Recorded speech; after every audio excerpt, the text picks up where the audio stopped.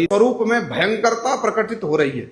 बड़ा भयंकर रूप है, इतना भयंकर रूप है कि स्वयं उनकी पत्नी लक्ष्मी जी पास जाने से डर रही हैं, शिव जी ब्रह्मा जी पास जाने से डर रहे हैं। क्यों? नरसिंह भगवान के रूप में भयंकरता प्रकट हो रही है। भयंकर रूप लेकर के हिरण्यकशिपु को मारा। वराहावतार में भी बड़ी अद्भुत भयंकरता प्रकट हो रही है। शूकर रूप है और इतना ऐश्वर्य है, अपनी दाढ़ों पर भगवान ने पूरी पृथ्वी को धारण कर रखा है, इतना ऐश्वर्य है। वामन अवतार में प्रारंभ में तो माधुर्य दिखलाया, बड़े छोटे से बौने, देखने में बड़े सुंदर, किंतु जब ऐश्वर्य दिखलाया तो 3 चरणों से ही पूरे त्रिभुवन को नाप दिया।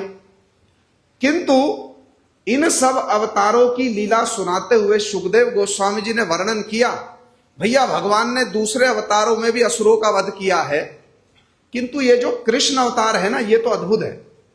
ये अवतार नहीं, ये तो अवतारी हैं। सारे अवतारों का कारण ये कृष्ण ही है। रामादि मूर्ति शुकला नियम न तिष्ठन नानावतार मक्रोध भुवनेशु किंतु कृष्ण स्वयं संभवता परम पुमानियो गोविंदमादि पुरुषम तमहम भजामि, ब्रह्मा जी कह रहे हैं। किंतु कृष्ण ने अद्भुत बात की। 6 दिन के कृष्ण, इतनी भयंकर राक्षसी पूतना, उसको मार दिया, किंतु कोई भयंकर रूप लेकर मारा। आप लोगों ने कथा सुनी होगी, बतलाओ कोई भयंकर रूप धारण किया कृष्ण ने? छोटे से हैं। कृष्ण ने अपने माधुर्य का अतिक्रम किए बिना ही पूतना को मार दिया, माने माधुर्य लीला को नहीं छोड़ा और असुरों को भी मार दिया। तो परीक्षित महाराज जी सुनकर के बड़े आश्चर्य में पड़ गए।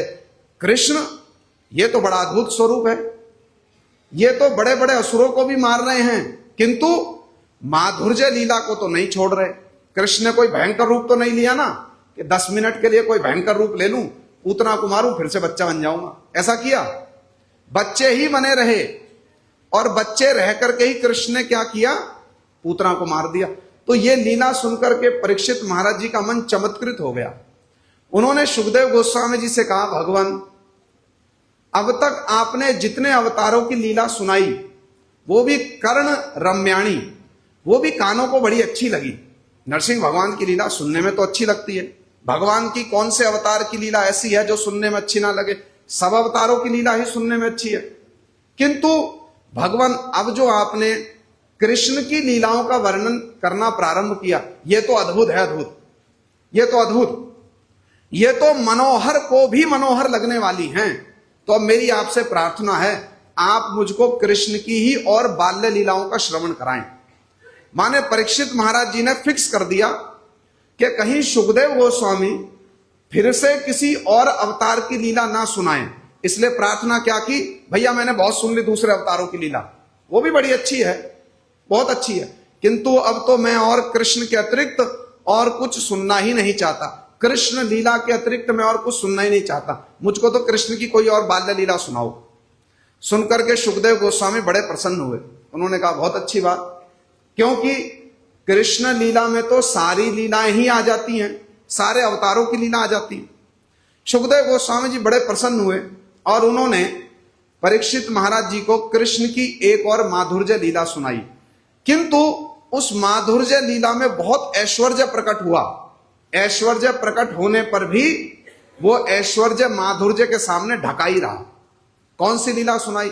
जब कृष्ण 3 महीने के हो गए, त्रैमासिकस्यच, जब कृष्ण 3 महीने के हो गए, तो स्मृति शास्त्र के अनुसार में जब बच्चा 3 मास का हो जाए, ऐसे 4 मास होते हैं, किंतु जिस मास में बालक का जन्म होता है उस मास को भी गिन लिया जाए, तो 3 मास में बालक को पहली बार सूर्य का दर्शन कराया जाता है स्मृति शास्त्र के अनुसार। आजकल तो सब रीतियां बदल गई हैं।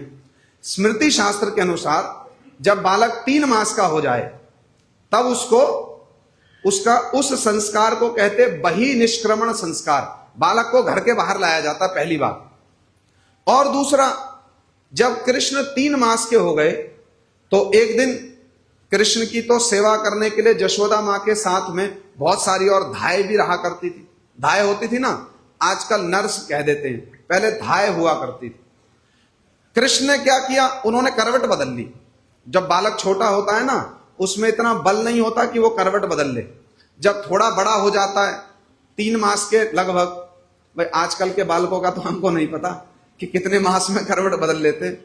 शास्त्र में ऐसा लिखा है जब बालक लगभग 3 मास का हो जाए, कृष्ण जब 3 मास के हुए, त्रैमासिक अस्यचा, कृष्ण ने करवट बदल ली। इसको कहते हैं पार्श्व परिवर्तन उत्सव। कृष्ण ने करवट बदली। अब ब्रज में तो जशोदा मैया कोई भी छोटा सा कुछ कृष्ण क्रिया कर दे, जशोदा मैया तो बड़ा सा उत्सव मनाएगी, है ना। ये जो गौड़ीय मठ की संरचना शिला भक्ति सिद्धांत सरस्वती ठाकुर प्रभुपाद जी ने की है, ब्रज लीला का अनुसरण करके ही की है। प्रातःकाल मंगल आरती, दोपहर को राजभोग आरती, संध्या आरती, शयन आरती, प्रभुपाद जी ने पूरी ब्रज लीला को ही यहां प्रकटित कर दिया है। इसलिए गौड़ीय मठ में देखो पूरे वर्ष उत्सव ही उत्सव चलते रहते हैं। क्यों? ब्रज का तो एक अर्थ ही उत्सव है, जहां निरंतर उत्सव चलते रहे, हैं, जहां निरंतर उत्सव चलते रहे। जब कृष्ण ने करवट बदली, भाइयों ने जाकर के जशोदा मैया को बतला, रहे मैया तेरे लाला ने तो करवट बदल ली। बस जशोदा मैया को तो मौका मिल गया, अरे करवट बदल ली, अब तो उत्सव होगा, अब तो बढ़िया उत्सव होगा। इस उत्सव का नाम हुआ पार्श्व परिवर्तन उत्सव, माने करवट बदलने का उत्सव। कुछ वैष्णव आचार्यों ने कहा क्योंकि कृष्ण को 3 महीने हो गए थे, इसलिए उनको घर से बाहर भी लाना था, सूर्य का दर्शन कराना था। वास्तव में सूर्य को उनका दर्शन कराना था। तो मैया ने सोचा विराट उत्सव होना चाहिए। भैया उत्सव की तैयारी होने लगी, ब्रज में हल्ला मच गया, सबको निमंत्रण दिया गया। जशोदा मैया ने नंद बाबा से आज्ञा ली, क्योंकि ये जो उत्सव होते हैं ना, कुछ उत्सवों में महिलाओं की प्रधानता होती है। ये उत्सव तो बालक के करवट बदलने का उत्सव है, इसलिए इसमें जशोदा मैया, रोहिणी मैया, इनकी प्रधानता है। नंद बाबा से आज्ञा ली और उत्सव आरंभ हो गया। सारे ब्रज को निमंत्रण दे दिया। अब सारे ब्रज को निमंत्रण दिया, सब ब्रज की गोपियां, सब ब्रज के गोप नंद भवन में आ गए, एक और स्त्रियां एक और पुरुष। किंतु कुछ कुछ जो स्त्रियां थी, बूढ़ी स्त्रियां, होता है ना, हम सब तो उत्सव में चले जाएंगे, कोई दादी हो कोई नानी हो उनको घर में छोड़ देंगे, आप घर की देखभाल करना, होता है कि नहीं ऐसा? आप कहां जाओगे, थक जाओगे, ऐसा ही होता है, आप घर में रहो, घर की देखभाल करो। किंतु जशोदा मैया ने कहा भैया हमारे लाला का उत्सव है, ब्रज में एक भी ऐसा घर नहीं होना चाहिए जहां कोई रह जाए, सबको बुला लाओ। दूतियों को फिर से भेजा, दूतियों ने घर में जाकर देखा किसी घर में कोई रह तो नहीं गया ब्रज में, देखा कोई कोई बूढ़ी महिला बैठी है, कोई बूढ़ी गोपी। तो दूती उसको जाकर क्या कहती है, अरे तू दुर्भागी है क्या, जशोदा के लाला का करवट बदलने का उत्सव हो रहा है और तू घर में बैठी है, क्यों बैठी है? उसने कहा घर की रक्षा करने के लिए कोई तो होना चाहिए।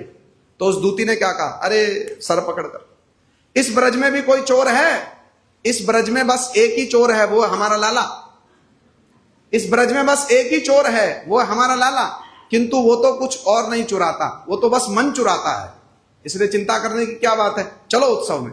अब जब सुना तो बूढ़ी गोपियां भी सज धस के चल पड़ी, चलो भैया उत्सव। सब आ गए, बड़ा सुंदर उत्सव हुआ। जशोदा मैया ने रोहिणी मैया के साथ, श्री कवि करणपुर जी और जीव गोस्वामी जी बड़ा सरस वर्णन करते हैं। जशोदा मैया ने रोहिणी मैया के साथ कृष्ण का अभिषेक किया, सुंदर स्नान कराया, ब्राह्मणों के द्वारा स्वस्ति वाचन कराया। सब कुछ कराने के बाद में अभी कृष्ण का तो सब हो गया। अभी कृष्ण को एक झूले में जशोदा मैया ने, ब्रज में आप लोगों ने देखा होगा बैलगाड़ियां होती हैं, अभी भी होती है, कहीं कहीं दिखती हैं। जब नंद बाबा का समय था, ये जो ब्रजवासी लोग थे ये तो बैलगाड़ियों में ही रहा करते थे, बैलगाड़ियां ही इनका घर हुआ करती थी, पूरा ऐसा घर जैसी बैलगाड़ी होती थी। श्री जीव गोस्वामी कवि करणपुर जी ने वर्णन किया, कितनी विशाल विशाल बैलगाड़ियां हुआ करती थी। एक बड़ी सुंदर सी बैलगाड़ी के नीचे, कभी देखा हो जब उसमें बैल को जोता नहीं गया हो, उसको रख दिया जाए भूमि पर, वो तिरछी हो जाती है, तिरछी हो जाती है, पुराने लोगों ने देखा हो। तो जो तिरछी हो गई उसी के नीचे, वो तो बहुत बड़ी बैलगाड़ी थी, उसको कहते हैं शकट। उस बैलगाड़ी जो तिरछी हो गई उसके नीचे कृष्ण को एक पालने में झूले में सुला दिया और छोटे छोटे बच्चों को कृष्ण के चारों ओर बैठा दिया। दूसरे जो छोटे बच्चे थे कृष्ण से, कोई 2 मास बड़ा, कोई 4 मास बड़ा, कोई, सब बालकों को बिठा दिया, तुम ध्यान रखना। और जशोदा मैया लग गई सारे अतिथियों की सेवा करने में। क्यों? क्योंकि उत्सव तो कृष्ण के लिए हो रहा है। अब मैया जशोदा मैया रोहिणी उत्सव में लग गई। तब तक बलदेव प्रभु का और कृष्ण का मिलना नहीं हुआ था। जीव गोस्वामी और कवि कर्णपुर के अनुसार अभी तक बलदेव प्रभु मिलना तो हो गया, एक साथ में रहना नहीं हुआ था। हैं, अभी अलग अलग भवन में रहते हैं, मिलना तो हो गया, एक साथ में नहीं रहते। अभी क्या हुआ, जशोदा मैया लग गई काम में। इतनी देर में कृष्ण को लगी भूख। जब छोटे बालक को भूख लगेगी तो वो क्या करेगा, हैं, रोएगा। कृष्ण भी रोने लगे और कमर के बल लेटे हैं और मैया तो आई नहीं। थोड़ा सा वॉल्यूम और बढ़ाया, जशोदा मैया फिर भी नहीं आई। कृष्ण ने सोचा बड़ी गड़बड़ी की बात है भाई, हम तो थोड़ा सा रोते हमारी मां तो दौड़ करके आ जाती है, आज क्यों नहीं आ रही। तो श्री कवि कर्णपुर जी जीव गोस्वामी जी वर्णन करते, जशोदा मैया इतना वहां पर हल्ला हो रहा था। हल्ला क्या हो रहा था, सब लोग कृष्ण कन्हैया कृष्ण कन्हैया कृष्ण कन्हैया बोल रहे हैं, क्योंकि उत्सव ऐसे तो जशोदा मैया का कान नाक मुंह आंख सब कृष्ण की ओर रहता है, किंतु आज जशोदा मैया कृष्ण के रोने को नहीं सुन रही है। क्यों, क्योंकि उत्सव हो रहा है कृष्ण के लिए। इसलिए जशोदा मैया चाहती है भैया हमारे लाला के उत्सव में जितने अतिथि आए हैं इनकी ठीक से सेवा होनी चाहिए, नहीं तो क्या कहेंगे, अरे नंद के लाला के उत्सव में गए थे, ठीक से भोजन नहीं मिला। इसलिए जशोदा मैया क्या कर रही है, बड़ी रुचि पूर्वक सब अतिथियों की सेवा कर रही है। अभी कृष्ण ने पूरा वॉल्यूम बढ़ा दिया, हाई वॉल्यूम पर रोने लगे, किंतु जशोदा मैया ने सुना नहीं। जब नहीं सुना तो कृष्ण को क्रोध आ गया। अब यह 3 मास के, देखना छोटे बालक को भी क्रोध आता है, जब मैया नहीं सुनेगी तो पैर पटकेगा, पटकता है ना, जिनके होंगे छोटे बालक उनको पता होगा। अभी कृष्ण ने सोचा ये तो हमारी मां सुन नहीं रही, फुल वॉल्यूम में भी नहीं सुन रही। कृष्ण ने सोचा अच्छा हमारी आवाज को नहीं सुन रही हो तो मैं ऐसी आवाज करूंगा पूरे ब्रज में सुनाई देगी। अभी कृष्ण लेटे हैं शकट के नीचे, बैलगाड़ी के नीचे। इतनी देर में क्या हुआ, कंस का भेजा हुआ एक असुर आया जिसको शक्टासुर कहते हैं। शक्टासुर उसको इसलिए कहा गया क्योंकि वो कोई रूप लेकर के नहीं आया था, उससे पहले पूतना ही रूप लेकर के उसको कृष्ण ने मार दिया। ये आकाश में आया, जब आया तो इसने देखा, पहचान गया यही कृष्ण है, इसको मारना है। किंतु उसने सोचा अगर मैं कोई रूप लेकर के जाऊंगा, कंस ने भेजा उसको कृष्ण को मारने के लिए, उसने सोचा अगर मैं कोई रूप लेकर के जाऊंगा तो ये तो मार देगा, इसलिए बिना कोई रूप लिए जाऊं। अब उसने सोचा ये जो इतनी बड़ी बैलगाड़ी के नीचे बालक सो रहा है कृष्ण, मैं इस बैलगाड़ी पर ही चढ़ जाता हूं, इसके बोझ से ये कृष्ण मर जाएगा। अब वो बैलगाड़ी में वायु का रूप लेकर बैलगाड़ी में प्रविष्ट हो गया। जब उसने बैलगाड़ी पर अपना भार लगाया, वजन डाला, बैलगाड़ी की धुरी टूट गई, झुक गई नीचे को, झुकी तो कृष्ण के चरणों के पास आ गई। अब कृष्ण ने सोचा अच्छा अवसर है, हमको तो शोर मचाना ही था, हल्ला मचाना ही था, ये असुर आ गया, इसको मारेंगे तो हल्ला मच जाएगा।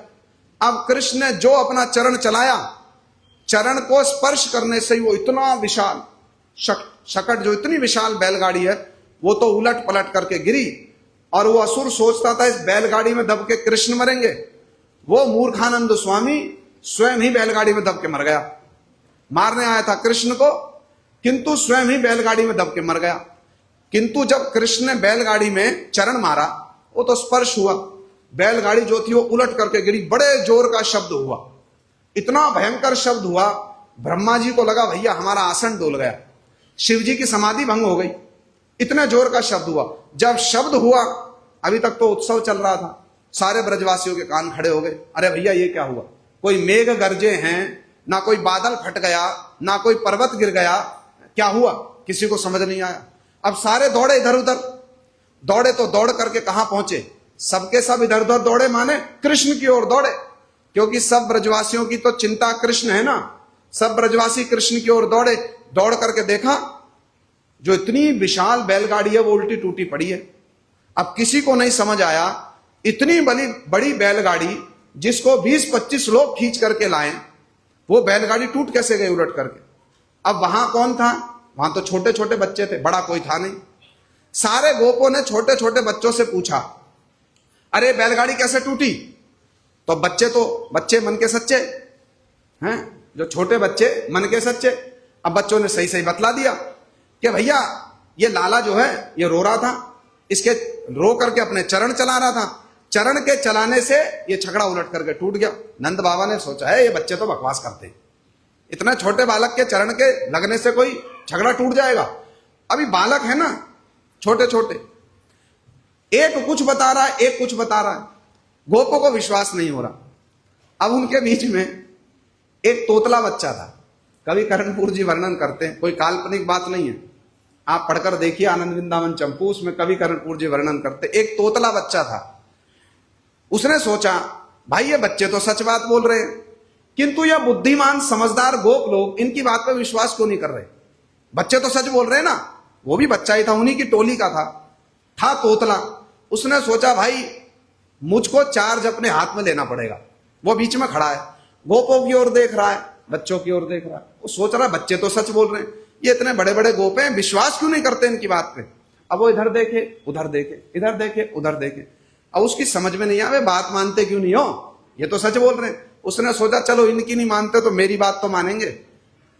वो बीच में जाकर खड़ा हो गया। अभी कवि करणपुर जी कहते हैं वो कहना क्या चाहता है, कहना चाहता मेरे पास से सुनो, मेरे पास से सुनो। जब इस लाला ने चरण चलाया तो इसके चरण के प्रहार से यह छकड़ा पलट गया। क्या कहना चाहता है? मेरे पास से सुनो, मेरे पास से सुनो। जब इस लाला ने चरण चलाया तो इसके चरण के प्रहार से छकड़ा उलट गया। किंतु है तोतला, है तोतला। बोलना तो ये लाइन चाहता है, किंतु कवि करणपुर जी कहते हैं जब बोलने गया तो कैसे बोला, मेले पाते तुनो, मेले पाते तुनो।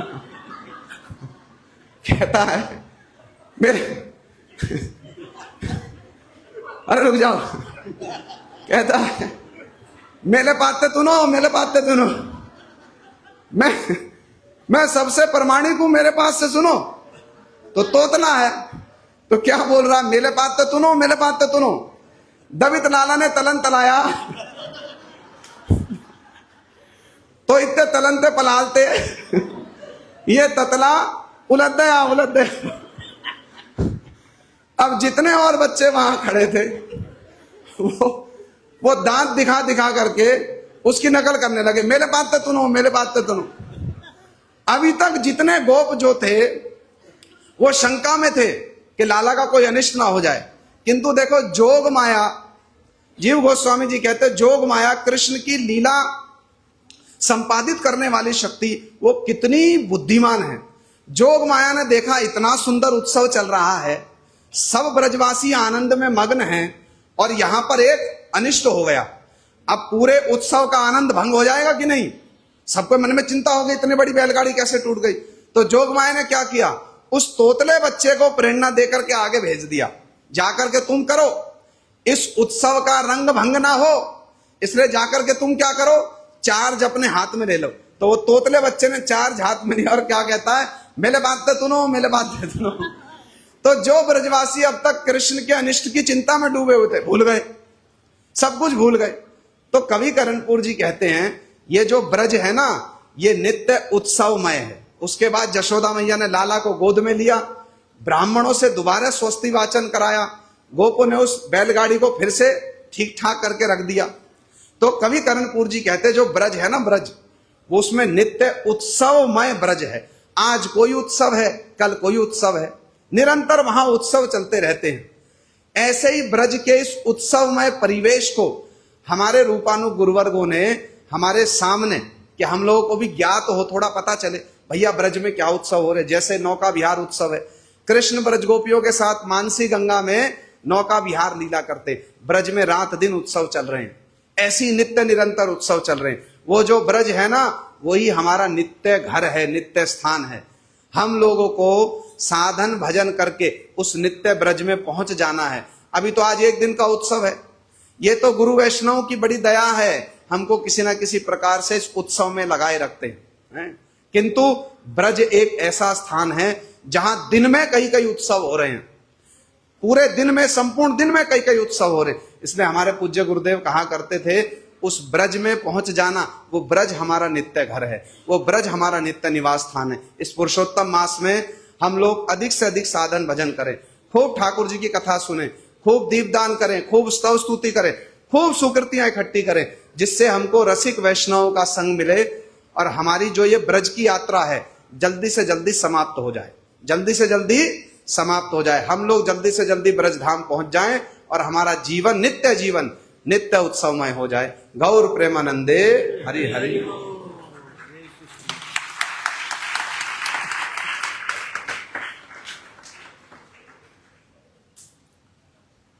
केशव प्रभु है, मुकुंद दत्त, केशव प्रभु, कौन है आसपास? सुशील प्रभु,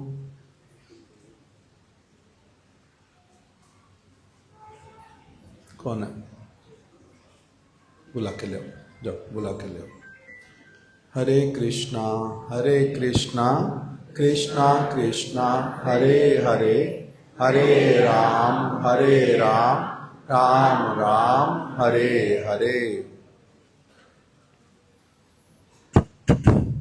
अभी हम लोगों ने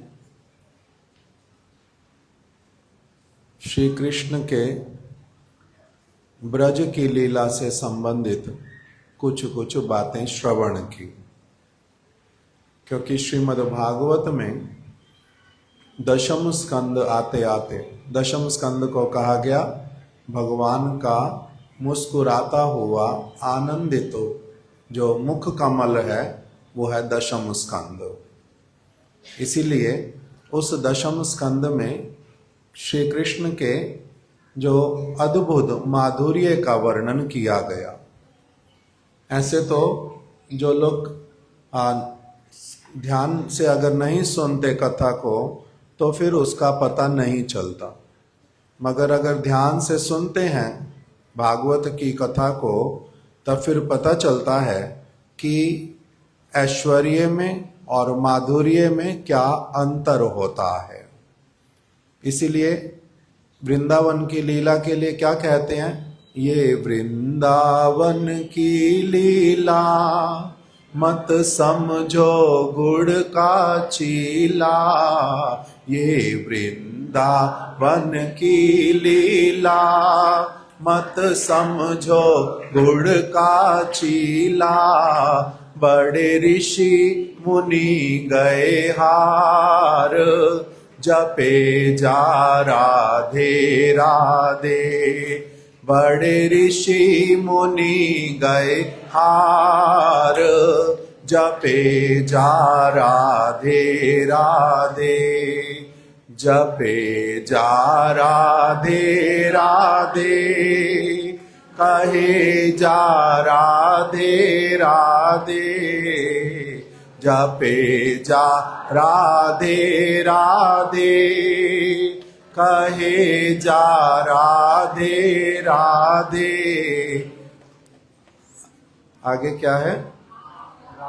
वृंदावन धाम अपार जपे जा राधे राधे, दावन धाम अपार जपे जा राधे राधे, तू वृंदावन में आयो तूने राधा नाम न गायो, तू वृंदावन में आयो तूने राधा नाम न गायो, तेरे जीवन को धिक्कार जपे जा राधे राधे, तेरे जीवन को धिक्कार जपे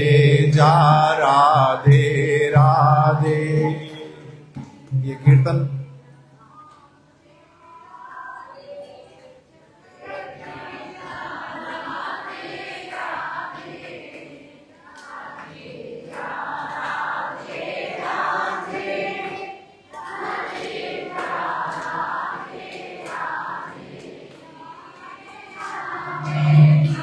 सरकार जपे जा राधे राधे, अलबेली सरकार जपे जा राधे राधे। अभी जो वृंदावन है उसकी इस प्रकार की बात क्यों बोल रहे हैं कि ये वृंदावन की लीला मत समझो गुड़ का चीला, बड़े ऋषि मुनि गए हार। जो हम लोग कल कथा सुन रहे थे विदुर जी वाली, तो विदुर जी जो हैं उसी कथा के अंतर्गत आगे जाकर के विदुर जी ने पहले तो वास किया हस्तिनापुर में और धृतराष्ट्र इत्यादि को परामर्श दिया। बहुत श्रेष्ठ वैष्णव थे, महाभागवत। किंतु धृतराष्ट्र जो हैं, दुर्योधन जो हैं, वो उनका पुण्य लेश मात्र भी बचा नहीं था, महापापी। इसीलिए उन्होंने इतने सज्जन व्यक्ति विदुर जी की बात को आदर नहीं किया, उल्टा अपमान कर दिया उनका। दुर्योधन ने बड़ी बुरी तरह से अपमान किया और धृतराष्ट्र ने फिर भी कुछ नहीं कहा।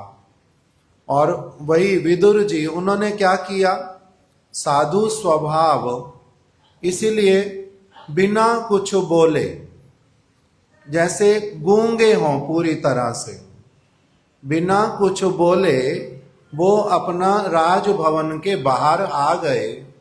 और उनके पास में क्या था, संभवतः धनुष बाण या फिर कोई जो वस्तु वो धारण करते थे, उसको उन्होंने राजभवन के बाहर रख दिया और रख करके फिर वहां से चुपचाप चले गए, किसी को कुछ भी बताया नहीं। अब बहुत सारे तीर्थों में, महाभारत युद्ध के समय में विदुर जी नहीं थे, ना वो हस्तिनापुर में थे, ना वो कुरुक्षेत्र में थे, क्योंकि वो पहले से ही वहां से चले गए। अब स्थान स्थान पर जाते जाते उनको जो है एक समय यमुना जी के तट पर उद्धव जी मिले। उद्धव जी वो भी भगवान के बहुत प्रेमिक भक्त, बड़े भक्त। इधर विदुर जी भी कृष्ण के बहुत प्रिय भक्त। दोनों जब एक दूसरे से मिले, एक दूसरे को आलिंगन किया, प्रेम में एकदम से गदगद हो गए। अभी विदुर जी ने उद्धव जी से पूछा, उद्धव जी, मैं तो बहुत दिनों से बाहर चला गया था, स्थान स्थान पर भ्रमण करता रहा, आप मेरे को कृपा करके बतलाओ कि जो सनातन पुरुष कृष्ण और बलराम, वो सनातन पुरुष कृष्ण और बलराम जो जगतवासियों का परम मंगल करने के लिए इस जगत में अवतरित हुए थे, वो कुशल तो है ना? जो देवकी, वसुदेव इत्यादि और अनेक जो भक्त हैं, उन सब के विषय में पूछा। उद्धव जी जो हैं, उन्होंने जब उत्तर देना प्रारंभ किया तब उन्होंने यही सारी बातें बोली कि मैं कृष्ण की लीलाओं के विषय में क्या बतलाऊं। मैं बृहस्पति का शिष्य और अत्यधिक बुद्धिमान अपने आप को जानता था, किंतु अभी मैं जब कृष्ण के विषय में चिंतन करता हूं तो मैं आश्चर्यचकित रह जाता हूं और ठीक ठीक रूप में समझ ही नहीं पाता कि मैं कहूं तो मुख से कहूं क्या। वो श्री कृष्ण मेरे जैसे व्यक्ति, वो पर ब्रह्म, और मेरे को क्या कहते थे कि उद्धव बतलाओ तो ये कार्य हमें कैसे करना चाहिए। और उग्रसेन महाराज जी के सामने एकदम दास की भांति खड़े हो जाते थे, ऐसे गुणशाली, हाथ जोड़ करके कि आप आदेश कीजिए, जैसा आप कहेंगे वैसा करेंगे। उनके विषय में मैंने जो है ब्रज की भी उनकी बहुत सारी बातों को मैंने श्रवण किया हुआ है।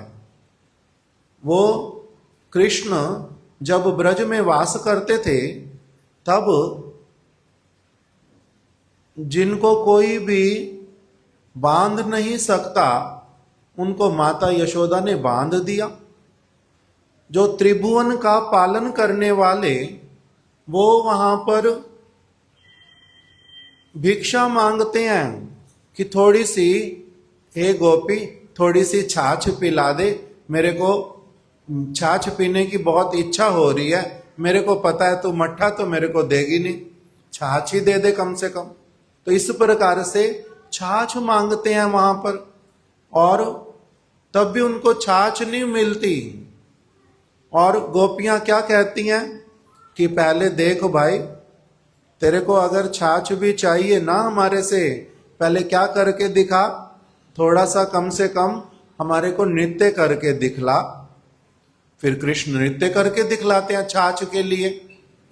अब नृत्य करके दिखलाते हैं तो गोपियां कहती हैं ना ना, तेरा नृत्य अच्छा हुआ नहीं, अभी छाछ नहीं मिलेगी, पहले अच्छे से सुर लगा, ताल ठोक, इस प्रकार से कर। तो कृष्ण क्या करने लग जाते हैं, कोई थोड़ी सी छाछ के लिए एकदम से बड़ा अच्छे से सुर लगाते हैं, फिर अपने चरणों से, अपने हाथों से, अपने मुख से बड़े मधुर मधुर शब्द करते हैं।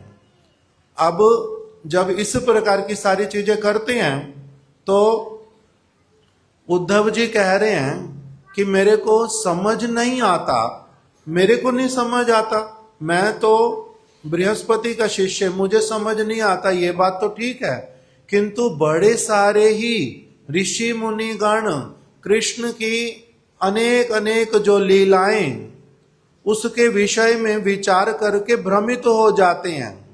उन्होंने गोपियों के साथ में रास किया, पर ब्रह्म पर पुरुष होकर के, आत्मा राम होकर के उन्होंने अर्धरात्रि में गोपियों को बुलाया और यमुना जी के पास में उन्होंने इस प्रकार से विहार इत्यादि किया।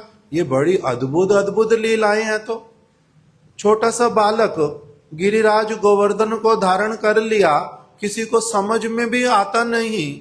ब्रह्मा जी जैसे व्यक्ति भी वहां पर क्या हो गए, उनको अनुमान नहीं लगा कि ये भगवान हो सकते हैं।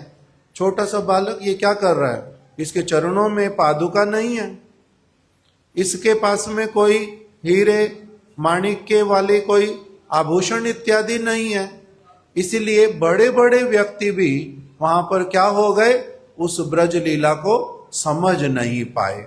वही बात उद्धव जी कह रहे हैं कि विदुर जी मैं क्या बतलाऊं आपको, वो हम सबके बीच में रहते थे, किंतु अधिकांश द्वारिका वासी जो हैं वो उनको उस प्रकार से समझ ही नहीं पाए कि ये पर ब्रह्म है, कृष्ण है। यही बड़े आश्चर्य की बात है।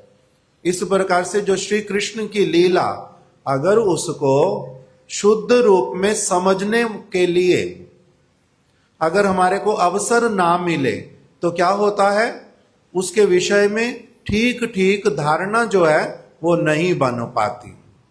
कहीं पर तो भूल भ्रांति हो जाती है, उल्टा समझ ही नहीं आता, और कहीं पर क्या हो जाता है, अनादर हो जाता है उल्टा।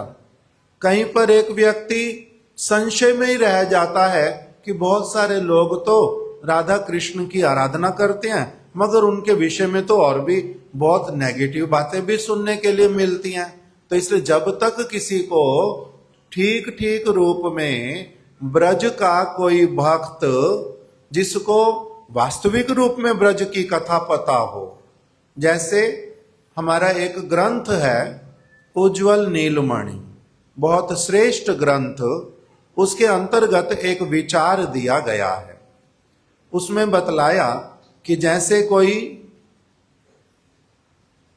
नाट्य होता है, नाटक, कोई थिएटर करता है, उसमें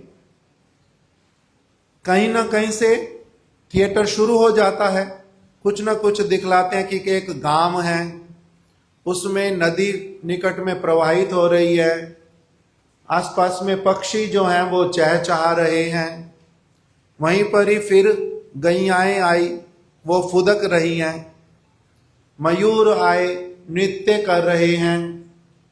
प्रारंभ करते हैं ना कहीं से, उसके बाद में फिर किसी पात्र को लाते हैं, कोई उसको, वो हो सकता है नृत्य कर रहा है, गान कर रहा है, और कोई दूर से बुलाता है। मान लो उनका नाम है श्री ललिता सखी, तो हे ललिते, ओ ललिते, अरे ललिते इधर आओ तो, ओ ललिते सुनो। इस प्रकार से क्या प्रारंभ हुआ? एक नाटक प्रारंभ हुआ। उसमें कुछ सिखला रहे हैं। नाटक पहले क्या करता है? कोई लिखता है। पहले कोई लिखता है नाटक को, किसी चीज को देखता है, फिर उसको वो लिखता है। पहले समझता है ठीक ठीक रूप में, पहले वो चीज हुई होती है। तो अब जो ये भागवत में जो कथाएं बतलाई हैं, ये तो उस प्रकार का नाटक तो नहीं है, ये तो वास्तविक सत्य है। किंतु वास्तविक सत्य को जब अच्छी तरह से बतलाना होता है, तो बतलाने वाला व्यक्ति जितना अच्छा होगा, जितना गहराई से सारी चीजों को जानता होगा, उतनी अच्छी तरह से वो दिखला पाएगा। और फिर देखने वाला व्यक्ति जो है वो एक एक करके, अरे जब ललिता सखी को बुलाया तब क्या कर रही हो? अरे क्या कर रही हो? तुमने देखा नहीं मैं इतना प्रेम के साथ में नित्य में निमग्न थी, किस लिए? अरे किस लिए? तुम तो केवल मेरे को देख रही हो, थोड़ा सा मेरे निकट में आ जाओ, मेरे निकट में देखो। अब जब अपने निकट में उनको बुला लिया, तब उनको जो दृश्य ललिता सखी देख रही थी वो उनको दिखलाना प्रारंभ किया। जे देखो दूसरी तरफ निकुंज के भीतर में किस प्रकार से और सखियों के साथ में राधा और कृष्ण विहार कर रहे हैं। तो अभी उनको जब दिखलाया, तब दिखला रहे हैं, जे देखो तुम्हें तो क्या दिखाई दे रहा है? केवल कि नृत्य हो रहा है। किंतु इसी के बीच में देखो पीछे से ये वाला जो चित्र है ना, इसको अगर ध्यान से देखेंगे, इसमें एक सखी राधा रानी के पास में बैठी है। बाकी तो नृत्य कर रहे हैं ना सारे, देखो सारे लोग नृत्य कर रहे हैं, कोई आगे नृत्य कर रहा है, किंतु एक सखी बिल्कुल छोटी सी वो राधा रानी के पास में बैठी हैं और उनकी कमर के पास में हाथ रखा हुआ है। वहां पर क्या कर रही हैं? ये जो नीचे चित्र बना हुआ है, नीचे हमारे विग्रह बना हुआ है, जहां लिखा हुआ शिला रघुनाथ दास गोस्वामी लिखा हुआ ना, एक तरफ रूप गोस्वामी जी, दूसरी तरफ कौन है? श्री रघुनाथ दास गोस्वामी लिखा हुआ। तो वो रघुनाथ दास गोस्वामी का स्वरूप है रति मंजरी, वो उनकी सखी हैं। उनको राधा रानी ने केवल नेत्र से ही कहा था कि देखो मैं पहले जब कुंज में थी उस समय मेरी जो मेखला, संभवतः मेखला बोलते हैं, यहां पर एक आभूषण पहनते हैं कमर के निकट में, तो वो मेरी मेखला गिर गई है। उनको केवल संकेत के द्वारा, करधनी संकेत के द्वारा उनको बतलाया कि देखो मेरी करधनी जो है कहीं रह गई है। ये ऐसी उनकी दासियां हैं जो संकेत में ही समझ जाती हैं, वो जा करके ले आई हैं और ऐसे राधा रानी की कमर में वो फिर से बांध रही हैं, जिससे किसी को पता भी नहीं चलेगा कि वो, जब राधा रानी ने संकेत किया तब भी किसी को पता चला नहीं। ये उनकी ऐसी दासी वो लेकर के आ गई और उनके कमर में पहना भी रही हैं, किसी को पता भी चलेगा नहीं। सबको क्या लग रहा है? क्या हो रहा है? वहां पर नृत्य हो रहा है। देखो कृष्ण बांसुरी बजा रहे हैं, कोई गोपियां मृदंग बजा रही हैं, सबके हाथ इधर से उधर खड़े नृत्य कर रहे हैं। उस तरफ किसी का ध्यान जाता है कि वो क्या कर रही हैं? वहां पर क्या हो रहा है? वहां सेवा हो रही है। इस सेवा की बात को कौन अब जब प्रस्तुतिकरण हो रहा है नाटिका का, उस नाटिका में फिर वहां पर फोकस कर रहे हैं कि बाकी सभी तो नृत्य करे जा रहे हैं, ये देखो ये क्या कर रही हैं, इनकी सेवा किस प्रकार की है। ये अपने नृत्य को, अपने गान को छोड़ करके किस चीज में व्यस्त हैं? ये राधा रानी की सेवा करने में व्यस्त हैं।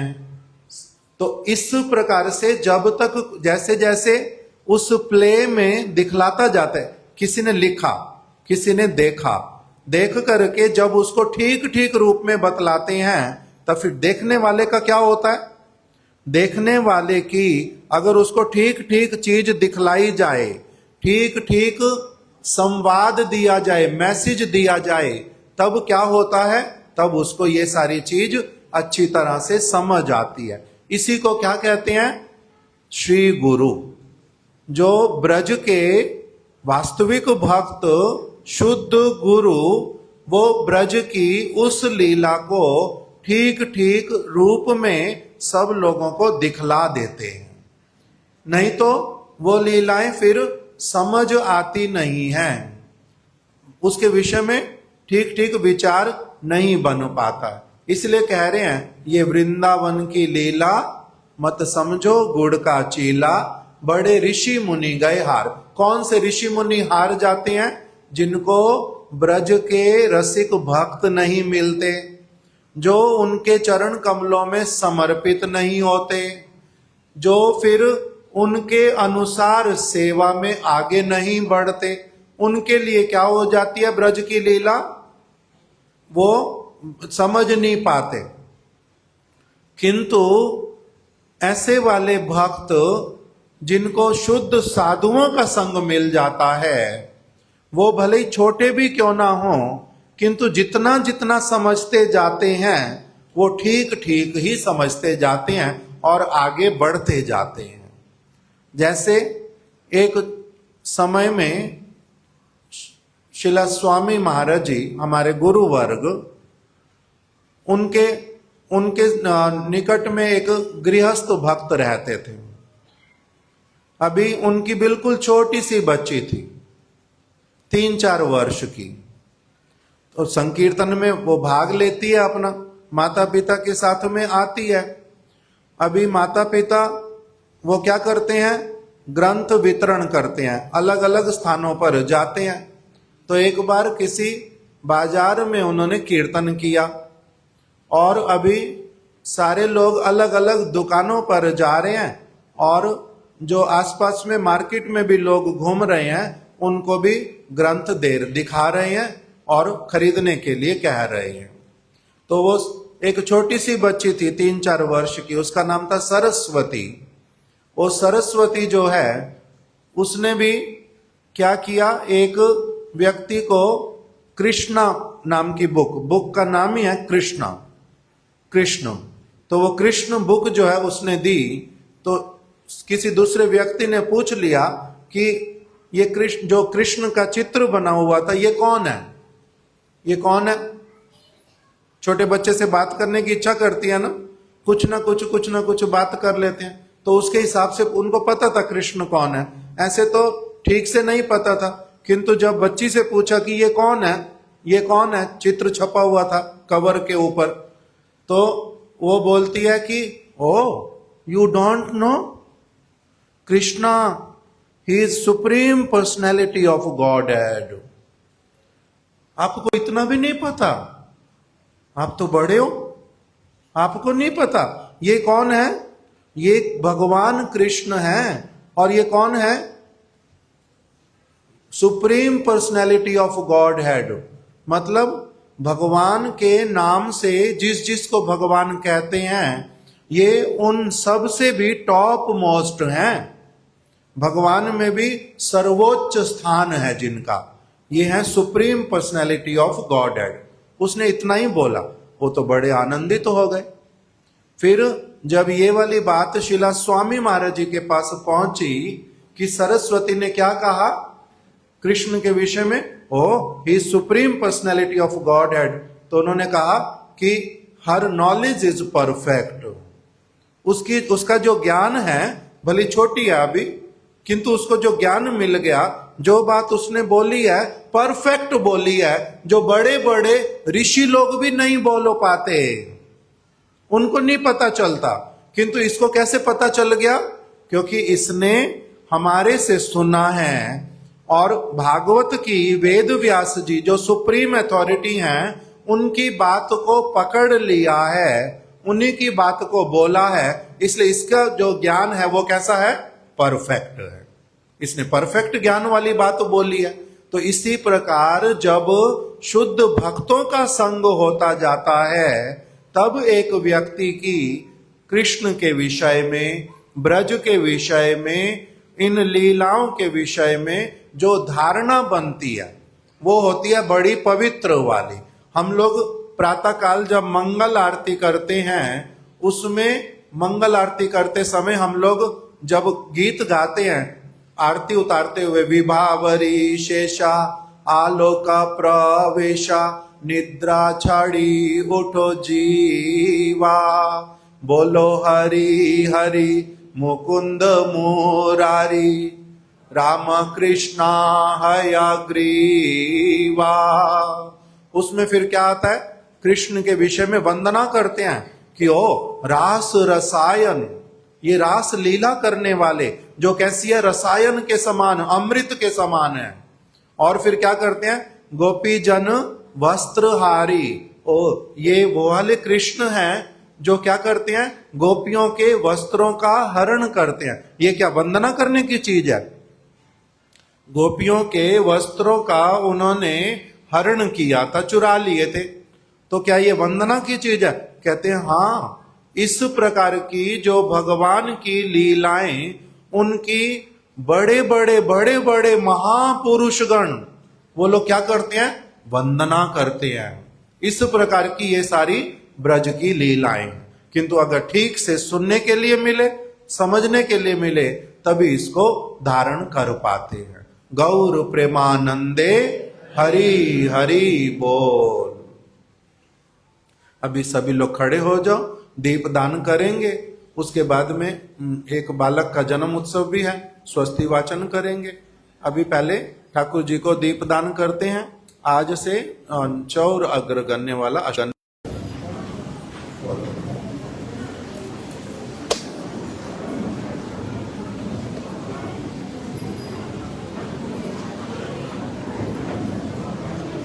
हरे कृष्णा। सभी लोगों को दीपक बाहर मिलेगा और सभी लोग दीपक बाहर ही रखेंगे। दोबारा भगदड़ ना मचाए, आराम से जाकर के दीपक ले लेंगे। उसके बाद ठाकुर जी की आरती करेंगे। हरे कृष्णा। ठाकुर जी की हरे कृष्णा बोलो सारे लोग, हरे कृष्णा हरे कृष्णा। हम लोग प्रत्येक दिन पुरुषोत्तम मास में ठाकुर जी को दीपक दिखलाते हैं। आज दीपक जो है बाहर सीढ़ी से उतर जाओ, वहां से मिलेगा। दीपक लेकर के आ जाओ, ठाकुर जी को दिखलाओ, उसके बाद में फिर बाहर ही रख करके आ जाना। हरे कृष्णा।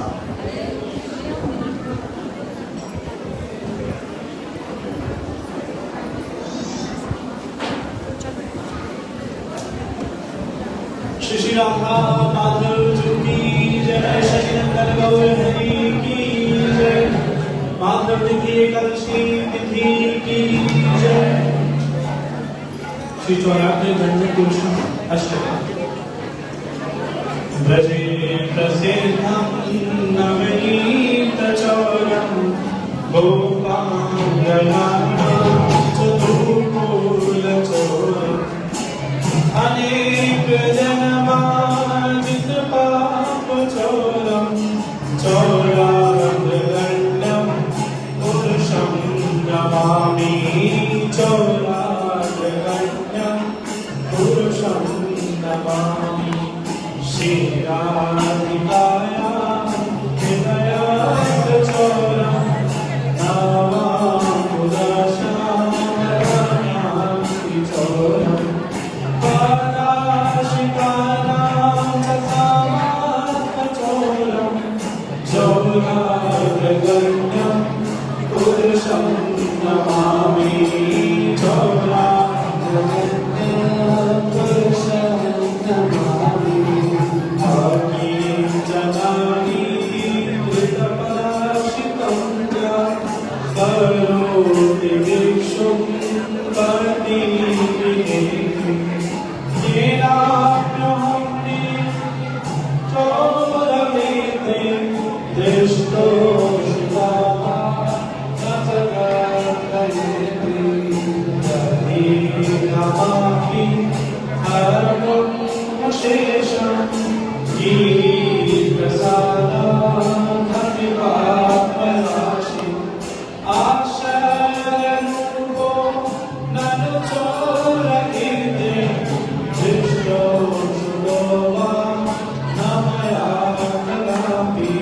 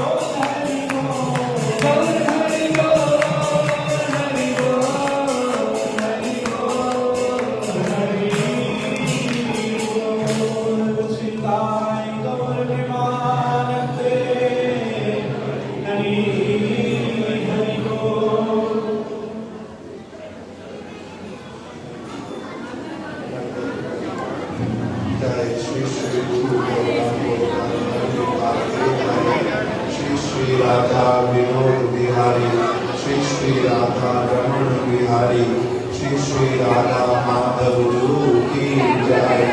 सर्व अभीष्ट प्रदाता श्री गिरिराज गोवर्धन महाराज की जय। गंगा देवी तुलसी महारानी की जय। जय नित्य लीला प्रविष्ट ओम विष्णुपाद अष्टोत्तर शत श्री श्रीमद् भक्ति प्रमोद पुरी गोस्वामी महाराज की जय। जय नित्य लीला प्रविष्ट ओम विष्णुपाद अष्टोत्तर शत श्री श्रीमद् भक्ति वेदांत नारायण गोस्वामी महाराज की जय। जय नित्य लीला प्रविष्ट श्री श्रीमद् भक्ति विज्ञान भारती गोस्वामी महाराज की जय। समस्त गौरी गुरु वर्ग की जय। भुवन मंगलकारी श्री हरि नाम संकीर्तन की जय। शुभ एकादशी तिथि की जय। पुरुषोत्तम मास की जय। व्रत पालनकारी समस्त भक्त वृंद की जय। गौर